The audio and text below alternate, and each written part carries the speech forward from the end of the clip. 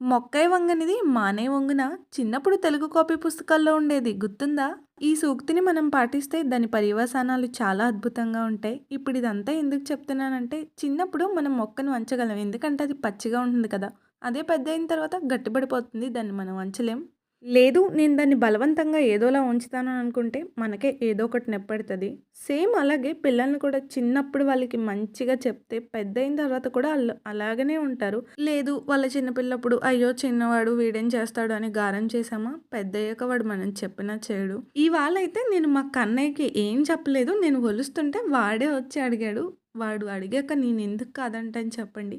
వాడికి దగ్గరుండి ఎలా వలవాలా అని చెప్తున్నాను. వాడు చక్కగా వలుస్తున్నాడు. పిల్లల్ని ఎంగేజ్ చేయడానికి మనం ఏమేమో గేమ్స్ ఆడించక్కర్లేదు. ఏమీ చేయక్కర్లేదు. జస్ట్ ఇలా మన పక్కన కూర్చోబెట్టుకొని చెప్తూ ఉంటే వాళ్ళకి జ్ఞానం ఆటోమేటిక్‌గా వస్తది. ఎందుకు రాదు చెప్పండి? వాడికి ఆ వెజిటబుల్ ఏంటో చెప్పొచ్చు. ఆర్ లీఫీ వెజిటబుల్ అయినా అదేంటో చెప్పొచ్చు. దాన్ని ఎలా తీయాలో చెప్పొచ్చు. ఆకులేంటి, కాండం ఏంటి అవన్నీ మనం వాడికి చెప్పొచ్చు కదా! అవేంటో వాడికి తెలీదు. కానీ మనం చెప్పడం వల్ల ఒక కొత్త విషయం వాళ్ళు తెలుసుకుంటారా లేదా? నాలెడ్జ్ అంటే ఏంటి? ఏదైనా ఒకటి తెలుసుకోవడమే. ఇది కూడా వన్ టైప్ ఆఫ్ నాలెడ్జే కదా!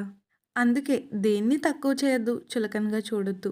పిల్లలకి చక్కగా అన్నీ నేర్పిస్తూ ఉంటే వాళ్ళు మంచిగా ఎదుగుతారు. కింద వేర్లు ఎంత గట్టిగా ఉంటే పైన చెట్టు అంతలా విరబూస్తుంది. సో, పిల్లలకి చిన్నప్పటి నుంచే చిన్న చిన్న పనులు, వాళ్ళ పనులు వాళ్ళు చేసుకునేలా నేర్పించండి. నేనైతే మా వాడికి అలానే నేర్పిద్దామని ప్రయత్నిస్తున్నాను.